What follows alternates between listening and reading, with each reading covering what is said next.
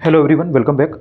कल मैंने ज्योग्राफी का एक वीडियो अपलोड किया था जिसमें मैंने ज्योग्राफी के कुछ इंपॉर्टेंट टॉपिक्स, कुछ इंपॉर्टेंट चैप्टर्स को बताया था। उस वीडियो में मैंने उसमें बताया था आपको कि सबसे पहले उन चैप्टर्स को पढ़ना चाहिए। उन चैप्टर्स को अगर आप पढ़ते हो तो 100 में से 90% क्वेश्चन, जैसे अगर आपको ज्योग्राफी के 15 क्वेश्चन आ रहे हैं, 14 क्वेश्चन आ रहे हैं, तो उसमें से 10 से 11 उन्हीं टॉपिक्स में से आ जाएंगे, बिकॉज वो इंपॉर्टेंट होता है। तो ये जानना बहुत ज़रूरी होता है कि इंपॉर्टेंट क्या है और कम इंपॉर्टेंट चीज़ क्या है, अनइंपॉर्टेंट क्या है। तो जो पहले ज़्यादा इंपॉर्टेंट है उसको पहले पढ़ा जाता है। जब आपके पास टाइम का क्रंच हो, आपके पास टाइम उतना ना हो, कम समय में ज़्यादा चीज़ें तैयार करनी हो, तो स्मार्टली चीज़ों को पढ़ा जाता है। ठीक है, तो आप लोगों ने काफ़ी उस वीडियो को पसंद किया। जिन्होंने ना देखा हो वो जाकर के देख सकते हैं ऑब्वियसली, तो उनको काफ़ी हेल्प मिलेगी। इस वीडियो में बात करूंगा हिस्ट्री के बारे में। मैं ट्राई करूंगा कि तीनों हिस्ट्री की जो चीज़ें हैं, जो स्ट्रीम हैं, जो पार्ट्स हैं, ancient, medieval and modern history, यानी कि प्राचीन भारत का इतिहास, मध्यकालीन भारत का इतिहास एंड आधुनिक भारत का इतिहास, उनको मैं इस वीडियो में तीनों का बता दूं कि कौन से इंपॉर्टेंट टॉपिक्स हैं, कौन से इंपॉर्टेंट चैप्टर्स है, कहां से क्वेश्चंस बनते हैं। आपको 100 में से 80% क्वेश्चन मिल जाएंगे। देखो 90% नहीं मिलेंगे बिकॉज हिस्ट्री टफ सेक्शन है। इसमें बहुत सी ऐसी एब्सर्ड चीज़ें भी पूछता है। और ऑल्सो मैं ये भी आपको बताना चाहूँगा कि सिर्फ इतना पर्याप्त नहीं है। कुछ कुछ चीज़ें बहुत छोटी छोटी होती हैं, जैसे कुछ कुछ ऐसे फैक्ट्स हैं, कुछ कुछ ऐसी चीज़ें हैं जिनसे डायरेक्ट क्वेश्चन बनते हैं, बट आपको एक वीडियो में कवर करना पॉसिबल नहीं है। पूरी हिस्ट्री एक वीडियो में कवर नहीं हो पाएगी, ये मैं जेन्युइनली बता रहा हूँ। तो उसके लिए अलग से सेपरेटली बात करता रहूँगा। लेकिन अभी अगर कोई इंसान शुरू कर रहा है या रिवाइज कर रहा है या उसको कम समय में घटना चक्र को तैयार करना है, क्योंकि आपको पता है कि बहुत इंपॉर्टेंट है ये घटना चक्र का, बहुत ही प्यारा कंपाइलेशन है ये, हिंदी और इंग्लिश दोनों लैंग्वेजेस में आता है, बट ये काफ़ी मोटा होता है, इतना मोटा है ये। ठीक है, अब अगर आपके पास एक सही तरीका आपको नहीं मालूम है, एक सही स्ट्रेटजी आपके पास नहीं है, तो आप कुछ भी पढ़ोगे, आप सारी चीज़ें पढ़ोगे एंड फिर आपको वो उतनी चीज़ें रिटेन नहीं होंगी। ठीक है, तो क्या करना है इसमें, सबसे पहले बात करता हूँ एंशिएंट हिस्ट्री की। देखो एंशिएंट हिस्ट्री में आपको ये चीज़ ध्यान रखनी है कि जब आप पढ़ना स्टार्ट करोगे तो सबसे पहले इंडस वैली सिविलाइजेशन को पढ़ो। अगर आप देखोगे तो इंडस वैली सिविलाइजेशन से ऑलमोस्ट हर साल एक क्वेश्चन आता है। स्टोन एज से नहीं आएगा, लेकिन इंडस वैली सिविलाइजेशन से एक क्वेश्चन जरूर आता है। तो सबसे पहले आपको जो इंडस वैली सिविलाइजेशन है इसके बारे में पढ़ना है। इसमें भी कुछ कुछ मेन जगह होती हैं, मेन लोकेशन है वहाँ की, जैसे हड़प्पा है, मोहनजोदड़ो है, लोथल है, धौलावीरा है। ये सब जो जगह है ना, इनसे स्पेसिफिक क्वेश्चन आ जाता है, पर्टिकुलरली इन्हीं से आ जाता है। सो इसलिए जरूरी नहीं है कि आपको हर किसी के बारे में मालूम हो। जैसे आपको अगर कालीबंगा के बारे में नहीं मालूम है तो चलो कोई बात नहीं, लेकिन चंद्रहुदड़ो के बारे में नहीं मालूम है कोई बात नहीं, लेकिन अगर आपको हड़प्पा, मोहनजोदड़ो एंड जो धौलावीरा है, अगर आपको इसके बारे में नहीं मालूम है तो प्रॉब्लम है, क्योंकि इनसे रिलेटेड डायरेक्ट क्वेश्चन आते हैं। सो आपको बेसिकली इंडस वैली सिविलाइजेशन पर फोकस करके पढ़ना है, इसमें आपको कोई भी लापरवाही नहीं करनी है। ठीक है, इसके बाद में जो बौद्ध धर्म है, यानी कि जो बुद्धिस्ट, अब इसमें बौद्ध धर्म बहुत बड़ा है, ऐसा नहीं है कि ये छोटा है। इसमें आपसे लिटरेचर भी पूछ सकता है, इसमें आपसे जो कोई अगर समिति हुई है, कोई अगर बैठक हो रही थी उस टाइम पे, या इस टाइम पे अगर कोई बहुत इंपॉर्टेंट कोई रूलर रहा है, या कोई अगर ऐसा रूलर है जिसने बहुत ही इंपॉर्टेंट कोई काम किया है बौद्ध धर्म का प्रचार प्रसार करने में या उसको आगे ले जाने में, जैसे Kanishka was one of them.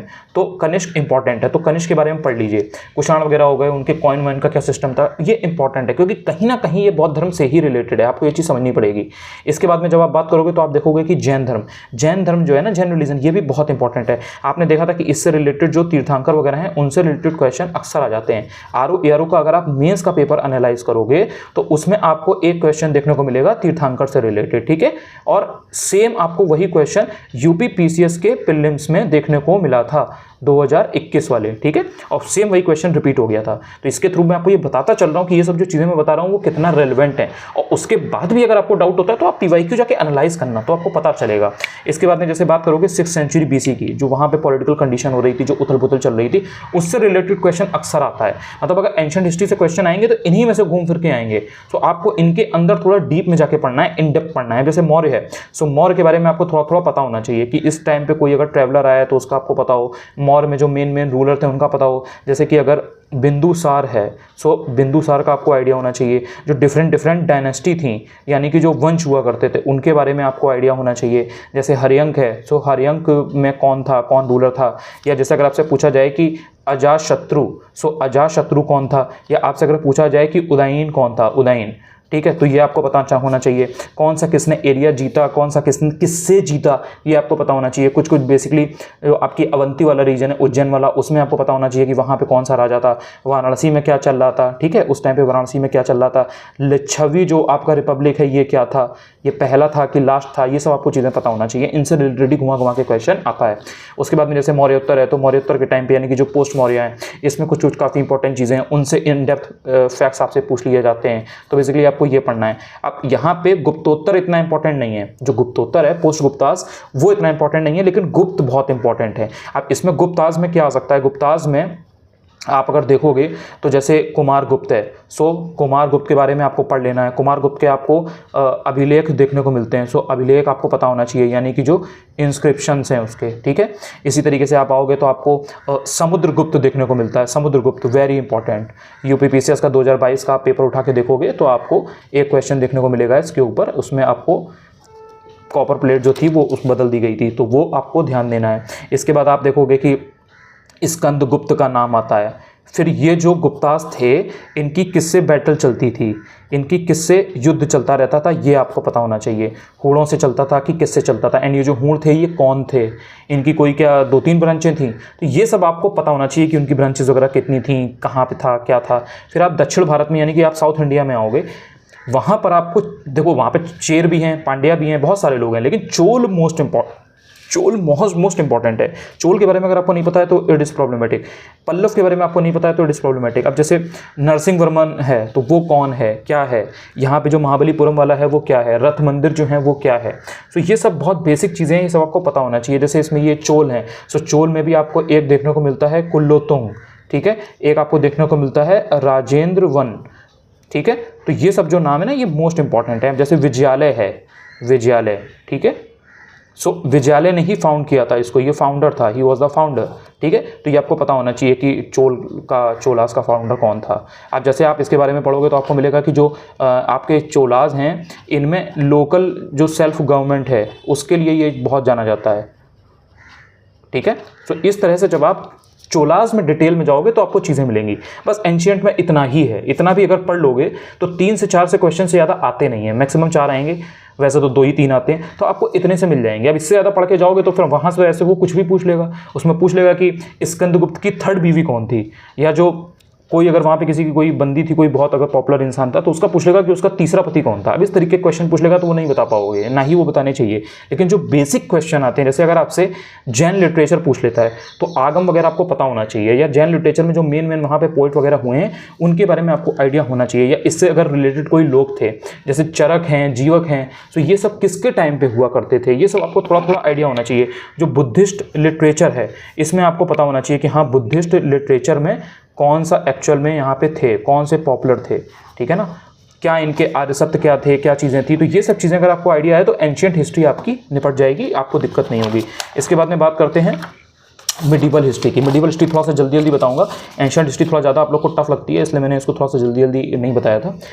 अब इसमें देखो सबसे पहले आप पे आता है मराठा कॉन्फेडरेसी, ठीक है। मराठा आपने अगर यूपीपीसीएस इस बार पेपर दिया हो 2023 का प्लेन्स का, तो उसमें आप देखोगे आपको एक क्वेश्चन मराठा से देखने को मिला था। उसमें बेसिकली क्रोनोलॉजी पूछी थी कि कौन किसके बाद आया था, तो वो जो क्रोनोलॉजी वगैरह है या जो मेन वहाँ के रूलर हैं उनके बारे में आपको पता होना चाहिए। जैसे कि अगर सदाशिव है या आपको शिवाजी देखने को मिलता है, ठीक है, शिवाजी देखने को मिलते हैं, आपको सदाशिव देखने को मिलते हैं, आपको नारायण राव देखने को मिलते हैं, तो ये नारायण राव क्या थे, या जो इनके टाइम पर जो ये पेशवा का सिस्टम होता था ये क्या था। अब इसी में आपको सिर्फ यही नहीं पढ़ना है, थोड़ा थोड़ा आप देख लोगे कि जो ट्रीटी ऑफ बेसिन है, ठीक है, ये कब हुई थी, बाजीराव 2 कौन था, बाजीराव 2, बाजीराव तो आपने बाजीराव मस्तानी मूवी तो देखी है, लेकिन आपने बाजीराव कौन था, बाजीराव 2 कौन था, ये सब आपने नहीं देखा। सो पेशवा की क्या पावर होती थी ये आपको पता होना चाहिए, पेशवा क्या होता था, इक्विवेलेंट किसके होता था, सीएम के या पीएम के, ये सब पता होना चाहिए, बेसिक चीज़ें हैं, ठीक है। इनके टाइम पे कौन कौन से बैटल हुए थे ये मोस्ट इंपॉर्टेंट है। शिवाजी के टाइम पे कौन कौन से बैटल हुए थे एंड कौन सी संधियाँ हुई थी, ठीक है, संधियाँ ये पता होना चाहिए। जैसे ट्रीटी ऑफ पुरंदर है, ट्रीटी ऑफ पुरंदर, सो ये आपको आइडिया होना चाहिए। सो मराठा का मैंने आई थिंक आपको समझा दिया है, आप समझ गए होंगे। इसके बाद है मुगल लिटरेचर। मुगल लिटरेचर का मतलब क्या है, मुगल्स के टाइम पे जो लिटरेचर लिखे गए हैं, जैसे कि अकबर है, शाहजहाँ है, जहांगीर है, औरंगजेब है। सो इनके टाइम पे ये जिस पोइट को, जिस ऑथर को अपने दरबार में पैट्रोनाइज करते थे, उन्हें संरक्षण प्रदान करते थे, उन्होंने अगर कोई बहुत इंपॉर्टेंट लिटरेचर लिख रखा है, कोई बहुत पॉपुलर नाम था, तो आपको पता होना चाहिए। जैसे अगर बैहाकी का पूछ लिया जाए कि बैहाकी किसके टाइम पे था, या अकबर के टाइम का, जैसे एक है जो अभी यूपीपीसीएस जे के पेपर में आया था, ये आपका होमवर्क है, उसमें जाइएगा, यूपीपीसीएस जे का पेपर 12 फरवरी को हुआ था, उसमें एक क्वेश्चन आया था, बहुत बढ़िया क्वेश्चन था, वो कभी भी रिपीट हो सकता है हर ईयर के पेपर में, वो उसकी रचना कौन सी थी, तो आपको पता होना चाहिए। सो इस टाइम से मुगल लिटरेचर से रिलेटेड क्वेश्चन अक्सर आ जाता है, ऑलमोस्ट एक क्वेश्चन अक्सर आ जाता है, तो आपको पता होना चाहिए कि अकबर के टाइम का है कि शाहजहां के टाइम का है कि जहांगीर है कि कौन है। इसके बाद में मुगल एडमिनिस्ट्रेशन। देखिए मुगल एडमिनिस्ट्रेशन में कई सारी चीज़ें होती हैं। अब जैसे कि आपने परगना सुना होगा, आपने सरकार वर्ड सुना होगा, ठीक है, आपने जिला वर्ड सुना होगा। तो ये सब जो टर्मिनोलॉजी होती है ना छोटी छोटी, जैसे कि जो आर्मी है या जो किला है, किला, ठीक है, ये जो आपके फोर्ट होते हैं, तो इनको कौन हैंडल करता था, या जो आपकी एक जो प्लाटून होती है, जैसे जो ग्रुप होता है एक, उसको क्या बोलते थे आर्मी के, ठीक है, जो कमांडर होता था उसे क्या बोलते थे। तो ये सब जो एडमिनिस्ट्रेशन की चीज़ें हैं कुछ कुछ कि वहाँ पे कौन किस चीज़ का कलेक्शन करता था, रेवेन्यू का कलेक्शन कौन करता था, आर्मी का डिपार्टमेंट कौन देखता था, एग्रीकल्चर रिलेटेड चीज़ें कौन देखता था, फाइनेंस डिपार्टमेंट कौन देखता था, तो ये सारी चीज़ें मुगल एडमिनिस्ट्रेशन में आ जाती हैं, ठीक है। इसके बाद में अगर कुछ इंपॉर्टेंट रूलर्स की बात करें जिनसे रिलेटेड क्वेश्चन अक्सर एग्जाम में आता है, 1-2 क्वेश्चन जरूर आते हैं इस पूरे पोर्शन से, तो उसमें आपका नंबर 1 पे आता है औरंगजेब। औरंगजेब पे 2 क्वेश्चन आ जाते हैं कभी कभी एक बैटल से आ जाता है, एक उसके बारे में कोई इंपॉर्टेंट स्टेटमेंट करके दी रहती है। अकबर बहुत इंपॉर्टेंट है, अकबर के टाइम के जो पोइट वगैरह हैं, क्योंकि देखो अकबर एक ऐसा व्यक्ति था जो बहुत ही सेक्युलर माना जाता था, इसीलिए उसको ग्रेट अकबर भी बोला जाता है, बिकॉज उसने बहुत सी ऐसी चीज़ें की जो सारे रिलीजन के लिए अच्छी थी, वो इन सब चीज़ों को साथ लेके चलता था। तो कई बार आयोग का फोकस, कमीशन का फोकस अकबर पे रहता है, सो अकबर के बारे में आपको पढ़ लेना है। जहांगीर क्यों इंपॉर्टेंट है, जहांगीर थोड़ा अपनी पेंटिंग वेंटिंग और उसने ये सब जो चीज़ों को जो इतना ज़्यादा प्रमोट किया था, इतना ज़्यादा वो चीज़ों का ध्यान रखता था, उस वजह से जहांगीर का थोड़ा नाम है। और कुछ इसके टाइम के जो आपको पेंटर्स वगैरह हैं या जो असली कलाकार वगैरह हुए वो आपको पता होना चाहिए। अब जैसे अकबर के टाइम पे भी जैसे कुछ थे, जैसे एक दसवंत करके था और भी इसमें कई नाम थे, बहुत सारे नाम है, तो वो नाम आपको एग्जैक्टली पता होने चाहिए। वो आपको करीब 8 से 10 नाम मिलेंगे, ठीक है, वो आपको पता होना चाहिए। इस तरीके से ये जैसे ये अकबर है, अकबर के अलावा आपको ये जहांगीर के मिलेंगे, ठीक है, जहांगीर के मिलेंगे। इसके बाद आपको शाहजहां में कुछ मिलेंगे। फिर आपको यहाँ पर रिवोल्ट देखने को मिलते हैं, जैसे एक होता था फादर, ठीक है, अब फादर का है सन, अब सन ने अपने फादर के रहते ही रहते बगावत कर दी। फिर मान लो 2-3 लड़के हैं, एक यहाँ पे सन 2 है, एक ये सन है, एक यहाँ पे सन 3 है, ठीक है। तो इस तरीके से फिर इनमें आपस में बैटल होता था कि कौन जीतेगा। फिर एक जीत करके आगे आता था, फिर वो बनता था किंग, यानी कि वो सरदार बनता था, वो सुल्तान बनता था। सुल्तान का मतलब कि वो मुगल साम्राज्य जो होता था उसको संभालता था, वो पूरा जो थ्रोन है उसको संभालता था। सो इसमें आपको अकबर को देखना है, जहांगीर को देखना है, देन उसके बाद आपका ये शेरशाह आ जाएगा। शेरशाह बहुत इंपॉर्टेंट है। देखो मैंने यहाँ पे हुमायूं नहीं लिखा है, Humayun is not that important, although इस बार ऑप्शन में था यूपी PCS के, ये आ सकता है इसके बारे में कुछ, लेकिन उतना इंपॉर्टेंट नहीं है। अकबर, जहांगीर और शेरशाह ये बहुत इंपॉर्टेंट है। शेरशाह के टाइम का आपसे एक क्वेश्चन पूछ लिया गया था जयता कुंपा करके, जयता कुंपा, जिन्होंने अपनी ब्रेवरी से शेरशाह को बहुत ज़्यादा इंप्रेस किया था। एक्चुअली ये लड़ने गया, अब ये लड़ने गया तो ये दोनों बहुत स्ट्रॉन्ग थे, बहुत स्ट्रॉन्ग कंटेंडर थे, जयता एंड कुंपा। तो जब जीत तो गया, ये जो शेरशाह था ये जीत तो गया, लेकिन उसके बाद में भी इसको ये फील हुआ कि उसने एक मुट्ठी बाजरे के चक्कर में, यानी कि वो जो ज़मीन है वहाँ पे जो बाजरा और ये जो मोटा अनाज होता है ये बहुत होता था, तो उसको ज़मीन को हड़पने के चक्कर में, कैप्चर करने के चक्कर में वो पूरा एरिया वो अपनी जान गंवा देता। तो ऐसा शेरशाह के लिए ऐसा बोला गया था, वहाँ पर किसी ने बोला था। शेरशाह का ही शायद कहना था ये कि मैंने एक मुट्ठी बाजरे के लिए अपना पूरा साम्राज्य गंवा दिया होता। तो this is very important. Pen खत्म हो गया है, 1 मिनट। सो इसके बाद में अगर आगे आप आओगे तो आप देखोगे कि शेरशाह कंप्लीट हो गया है। आई थिंक मैंने आपको समझा दिया है। इसके बाद में दिल्ली सल्तनत आती है, मतलब दिल्ली सल्तनत मुगल्स के पहले आएगी, लेकिन आपको मुगल्स पहले पढ़ना है, उसके बाद में आपको दिल्ली सल्तनत पढ़ना है। दिल्ली सल्तनत भी यार सेम चीज़ है, लिटरेचर के बारे में आपको पढ़ना चाहिए।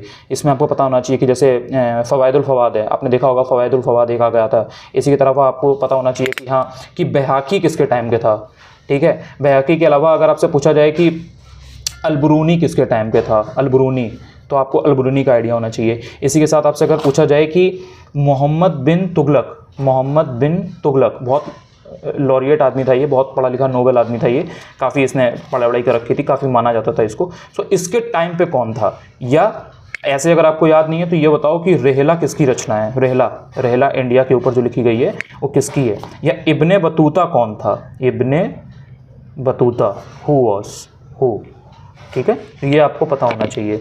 इसके बाद में अगर आप बात करोगे कि आर्ट एंड आर्किटेक्चर, यानी कि दिल्ली सल्तनत के टाइम पे आर्किटेक्चर वगैरह का क्या काम किया गया था। जैसे कि आपने सुना होगा कि जो इल्तुतमिश है उसने अपने बेटे के लिए जो बनवाया था वो क्या नाम था, या सुल्तानगढ़ी का मकबरा, या लाल मस्जिद, या बलबन का मकबरा, या पहला ऐसा मकबरा जिसमें जो अष्टभुजीय हो, तो ये सब चीज़ें जो है ना ये आर्किटेक्चर के अंदर आती हैं एंड ये डायरेक्ट क्वेश्चंस हैं, मैं ऐसे नहीं बता रहा हूँ, ये डायरेक्ट क्वेश्चंस हैं। जब यूपीपीसीएस का पेपर देखोगे या आरओ के पिछले पेपर देखोगे तो आपको ये सब चीज़ें मिलेंगी, तो ये आपको आर्किटेक्चर वगैरह पढ़ना है।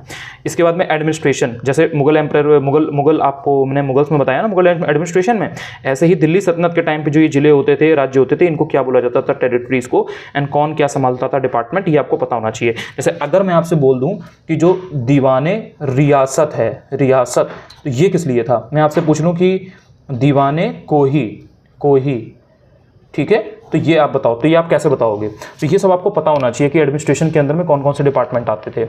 इसके बाद में विजयनगर है, तो विजयनगर में जो ट्रैवलर्स हैं, ट्रैवलर्स, जैसे अगर मैं आपसे पूछूं कि अब्दुल रज्जाक किसके टाइम पे आया था, अब्दुल रज्जाक किसके टाइम पे आया था, सो आपको आइडिया होना चाहिए। तो इसमें कई सारे लोग हैं, जैसे इसमें हरिहर बुक्का थे जिन्होंने बेसिकली इसका फाउंड किया था, सो कई सारे आपको नाम वहाँ पर दिखेंगे, उसमें आपको मेन जो ट्रैवलर हैं वो देख लेना है कि कौन किसके टाइम पे था। जैसे देवराज 1 है, देवराज 2 है, तो देवराज 2 के टाइम पे कौन आया, और वो जो टाइम पीरियड था ना 1440 का, 1428 का, 1435 का, वो आपको टाइम पीरियड पता होना चाहिए। देन आप तुगलक में आओगे, सो तुगलक डायनेस्टी में आपको जो स्पेशली फिरोज शाह तुगलक है, इस बार भी इसके ऊपर एक क्वेश्चन था, 2020-21 में भी एक क्वेश्चन था, सो तुगलक में फिरोज तुगलक के बारे में स्पेशली आपको पता होना चाहिए। उसके बाद में जो मोहम्मद बिन तुगलक है, मैंने अभी यहाँ पे लिखा भी था, ये मोहम्मद बिन तुगलक के बारे में आपको कुछ चीज़ें आइडिया होना चाहिए। इसके बाद में अगर आप बात करो खिलजी, तो खिलजी में यार जलालुद्दीन खिलजी के बारे में पढ़ने का कोई मतलब नहीं है, वो नहीं आपसे पूछा जाएगा, आपसे अलाउद्दीन खिलजी पूछा जाएगा, ठीक है, अगर पूछा जाएगा, बहुत इंपॉर्टेंट है ये, या आपसे मुबारक खिलजी पूछा जाएगा, मुबारक खिलजी वेरी इंपॉर्टेंट, ये पूछा जा चुका है, ठीक है। इसके अलावा 1-2 लोग और भी थे लेकिन वो उतने इंपॉर्टेंट नहीं है। इससे रिलेटेड, खिलजियों से रिलेटेड जो और चीज़ें हैं, जैसे कि कहाँ लिखूँ, जैसे कि मार्केट रिफॉर्म्स हैं, ठीक है, मार्केट रिफॉर्म्स, सो ये खिलजियों की एक बहुत ही इंपॉर्टेंट चीज़ थी, अलाउद्दीन खिलजी ने की थी। घोड़े को दागने की प्रथा जो की थी वो उसी ने की थी, जो मार्क वगैरह कर देते हैं, सो ये सब चीज़ें खिलजियों ने की थी, तो ये सब बहुत इंपॉर्टेंट है। गुलाम में अगर आप देखोगे तो गुलाम में कुतुबुद्दीन ऐबक है, इल्तुतमिश है, बलबन है, ये सब इंपॉर्टेंट है। थोड़ा बहुत रजिया सुल्तान के बारे में देख लेना, बिकॉज वो पहली बंदी थी जो बेसिकली सुल्तान बनी थी, टॉप पे गई थी, वरना कोई फीमेल ऐसे उस टाइम पे नहीं पहुंचती थी टॉप पे, सो उसके बारे में थोड़ा सा देख लेना। लेकिन जो मेन है, मेन उसमें आपका एक आएगा ऐबक, एक आपका आएगा इल्तुतमिश, ठीक है, ये आपको मोस्ट इंपॉर्टेंट पता होना चाहिए। बाकी थोड़ा बहुत जो इसके पहले का टाइम पीरियड था उसमें आपको देखने को मिलते हैं जो गजनी, सो गजनी के बारे में थोड़ा सा पढ़ लेना, एंड गौरी के बारे में थोड़ा सा पढ़ लेना, क्योंकि इनके जो बैटल हैं, जो इन्होंने लूटपाट मचाई थी, जो नरसंहार इन्होंने किया था दिल्ली के अंदर, वो देखने लायक था। मतलब वो पढ़ कर ही आपको पता चलेगा कि कितना भयावह था, कितना भयंकर था, हाउ डेंजरस इट वॉज। सो गौरी और गजनवी के बारे में थोड़ा आपको पता होना चाहिए। सो ये बेसिकली कुछ चीज़ें थी जो मेडिवल हिस्ट्री की थी।